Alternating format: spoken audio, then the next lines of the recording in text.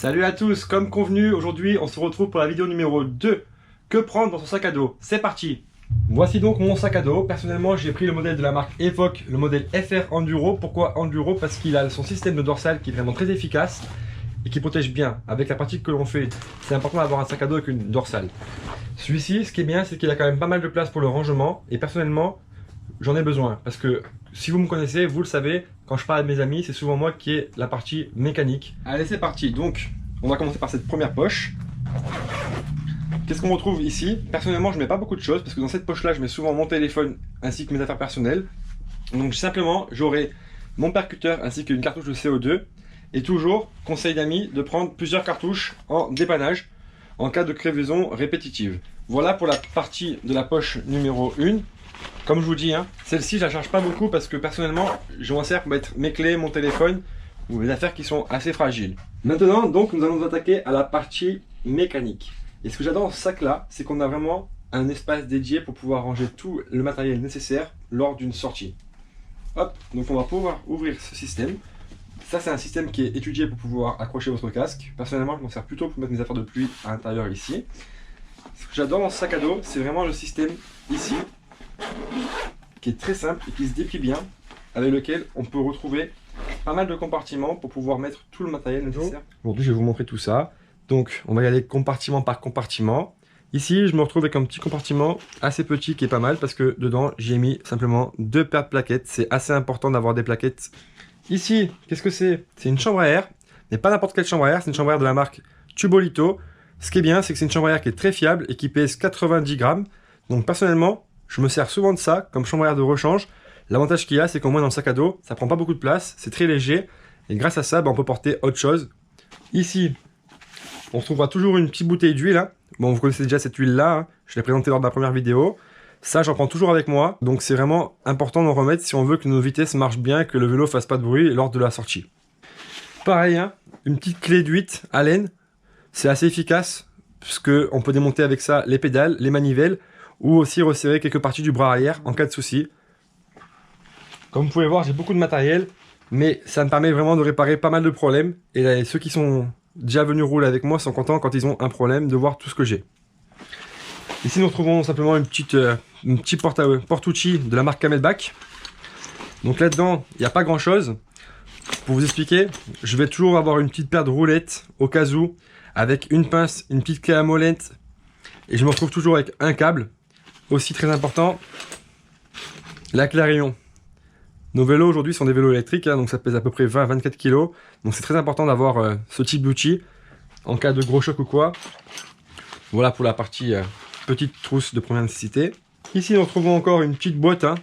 Personnellement j'aime bien avoir plein de petits trucs comme ça, parce que ça me permet vraiment de pouvoir réparer tout problème dans la forêt. Vous pouvez voir, j'ai des cales, j'ai un morceau de chaîne, des valves, un aimant, une patte de derrière pour mon vélo moustache bien sûr. Voilà. Puis aussi des petits écrous, des petites vis qui peuvent toujours nous débrouiller en cas de gros problème lors d'une sortie. Ensuite, on trouve une autre petite poche ici, toute simple. Personnellement, j'ai rangé 2-3 trucs qui sont sympas. J'ai un aimant. Un aimant, ça peut toujours dépanner, moi ou les copains. Ici, j'ai un petit support, une petite pièce de la marque Bosch. Ça, c'est important parce que j'ai la nouvelle console Bosch Nyon. Et si demain je casse le support, l'avantage c'est que je me retrouve avec un support dans mon sac à dos, c'est pas très lourd, c'est pas très cher. Et ça peut vraiment me permettre de rentrer chez moi en toute sécurité en cas de problème. Très important aussi, du scotch. Du scotch dérislant, ça c'est vraiment pas négligeable parce que ça peut vraiment vous sauver pas mal de galères.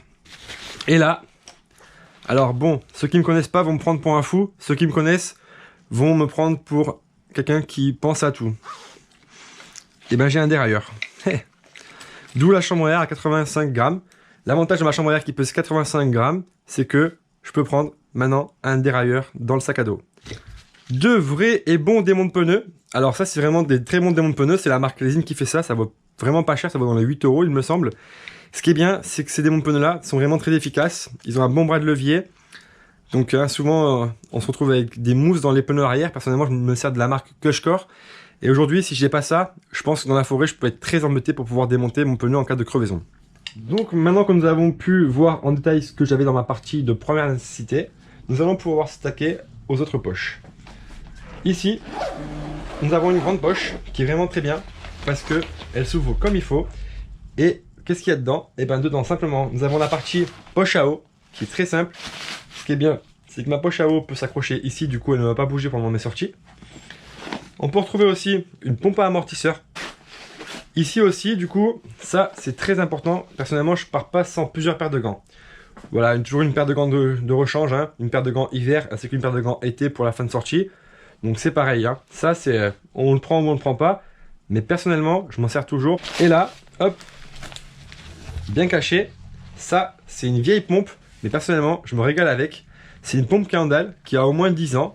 Mais ce que j'aime bien dans cette pompe là, c'est qu'on a une pompe toute simple avec un petit flexible, mais on peut s'en servir comme une pompe à pied. Donc elle a une grande capacité et qui fait qu'on a une pompe qui marche très très bien.